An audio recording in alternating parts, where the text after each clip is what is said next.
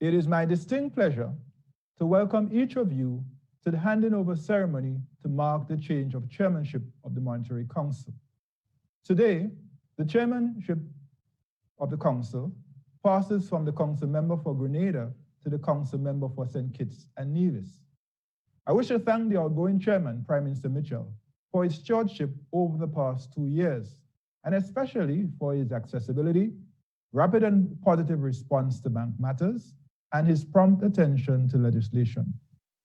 I wish to recognize and welcome to the Monetary Council Dr. Ellis Lorenzo Webster, the newly elected Premier of Anguilla. Premier Webster, I extend best wishes to you for a very successful tenure. Welcome, sir.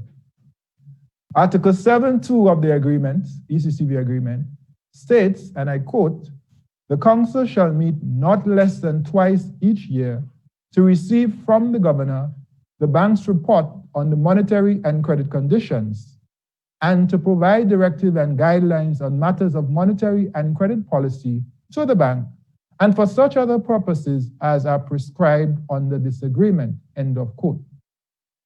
Citizens and residents of the ECCU, a Monetary Council convenes at a time of extraordinary challenge. According to the Director General of the World Health Organization, and I quote, "There are no shortcuts out of this pandemic. We all hope for an effective vaccine, but we need to focus on using the tools we have now to suppress transmission and save lives. We need to reach a sustainable solution where we have adequate control of this virus without shutting down our lives entirely or lurching from lockdown to lockdown." He concludes, "There will be no return to the old normal for the foreseeable future," end of quote. In sum, fellow citizens and residents, we must learn to live with this dreadful virus until further notice. The International Monetary Fund, in its June World Economic Outlook, projects that the global economy will contract by 4.9%.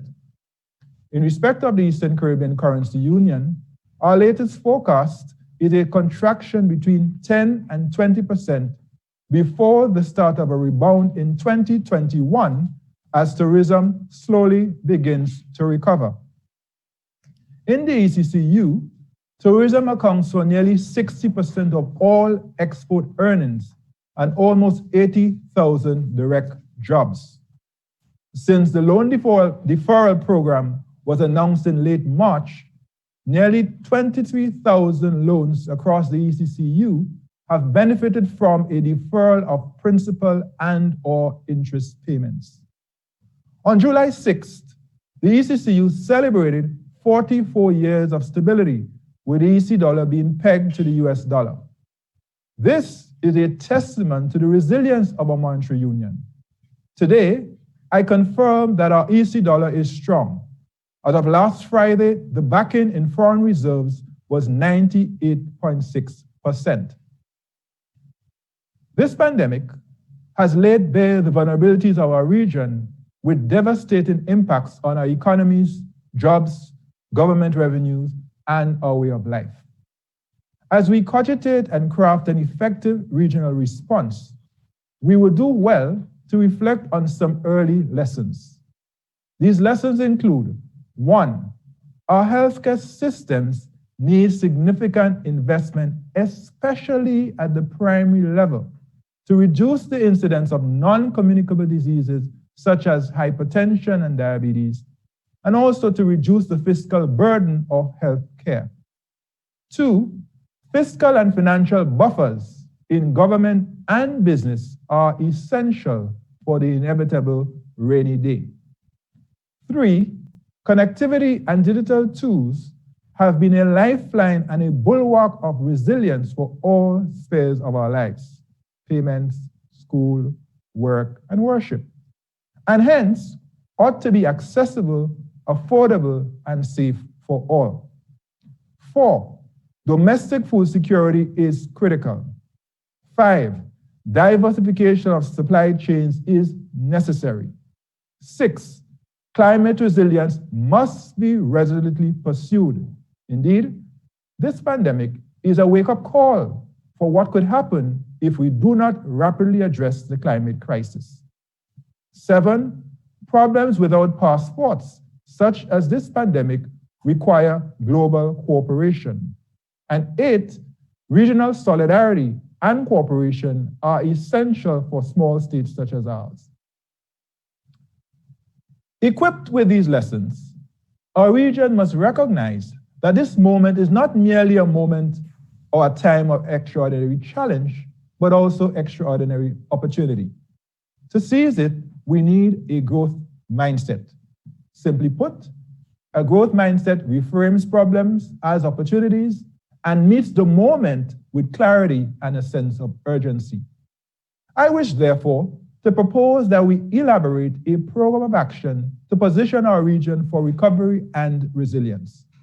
Of necessity, this program of action will need a clear anchor for fiscal and debt sustainability, such as a debt-GDP ratio of 60%.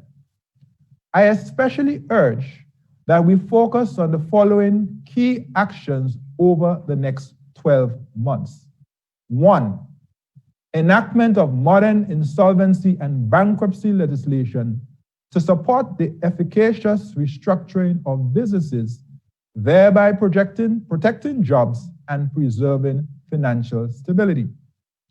2, determination of the optimal regulatory framework for the financial system of the ECCU and the enactment of a financial stability law that facilitates effective macroprudential oversight of all systemically important financial institutions and provides liquidity support when needed.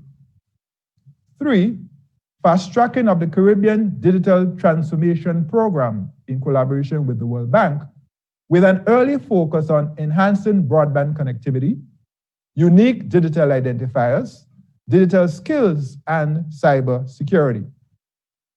4, launch of the EC Digital Cash Pilot with an early expansion to all 8 member countries.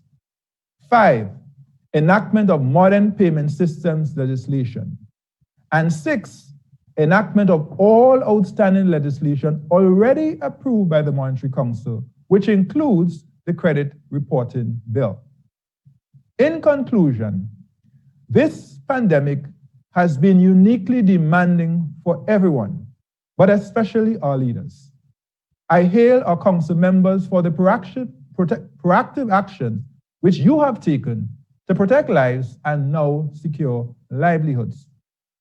I applaud our frontline warriors, healthcare professionals, security forces, and all essential workers for their contributions to the effective containment of the virus.